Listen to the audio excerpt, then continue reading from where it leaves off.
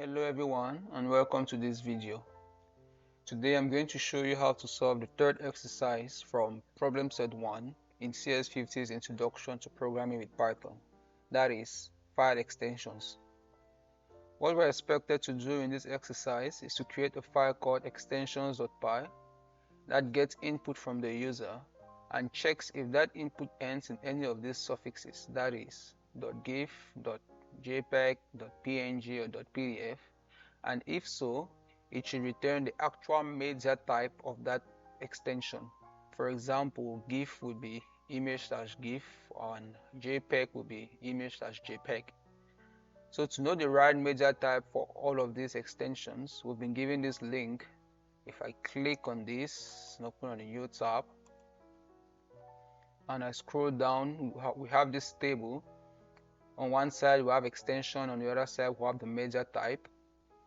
So if we look at this table keenly, for example, we have GIF, image/GIF, JPEG, image/JPEG, and every other one is just at the bottom. For example, PDF, application/PDF. So we've been told to create a folder called extensions or a directory, move into that directory, and there we'll create our file. And we'll be given a number of tests.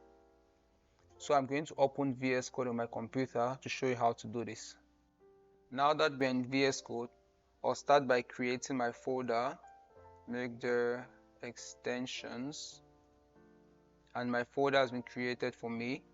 Now I'm going to change my directory into that folder, and I'm going to create the file extensions.py, and my file has been created for me, as you can see.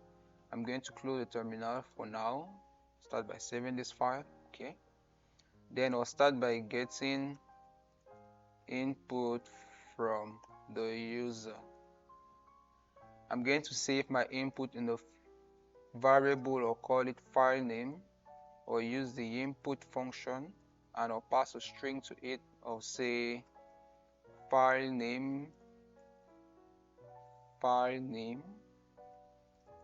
Okay, then I'm going to convert, or I'm going to strip this to remove all leading and trailing white spaces, and I'm going to apply the function lower to convert the user's input to lowercase. That is to make sure that regardless of what the user enters, our variable file name will be case insensitive. Then to carry out my checks, if you watched my previous video, I believe you'll be thinking about a certain method already, that is ends with, because that's the string method that we're going to use. Let me show you how to do that. We'll start by writing a conditional. So if file name dot ends with let's say jpg dot ends with jpg, yes, or file name dot ends with, say, jpeg, what are we going to do? We're going to print image/jpg, or rather image/jpeg. So how does this function, or rather this method, works? It's going to look at the variable file name, check that string, and see if the string ends with this string here, that is jpeg, or rather .jpg.jpeg here. And that's as simple as that. And if it actually ends in that format, it's going to pass the test and print image/jpg. If not, it's going to fail the test and move on to the next line of code. So we're going to continue. We'll say elif file name dot ends with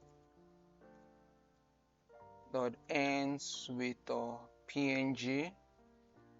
We're going to print image/png. So from here, I'm just going to copy this and I'm going to paste it a number of times. What's this? Okay, paste that a number of times.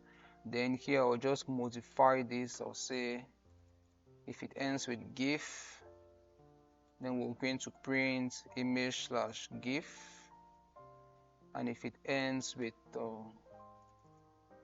let's say what, txt, the right media type will be text slash plain. And next, if it ends with, let's say, PDF, the right media type will be application. Let me remove this. Application slash PDF. Or what's left? Zip. So I'll just paste that again. If it ends with zip, the right media type should be application slash zip. And lastly, if the user enters something we are unable to check, we're just going to print application slash octet stream. Okay, so this is it. I think this should work just fine. I'll start by saving this. I'm going to open my terminal once more. I'll clear this. Then I'm going to run python extension.py. What file name? I'll just type any gibberish and then .png. And we have the right type, that's image slash png. Try that again. Anything, and application slash octet stream. One more trial, python is .gif and image slash gif. So you see this function or this code works just fine.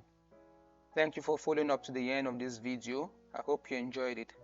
If so, do not forget to like and subscribe to our channel for upcoming content. Have a good day.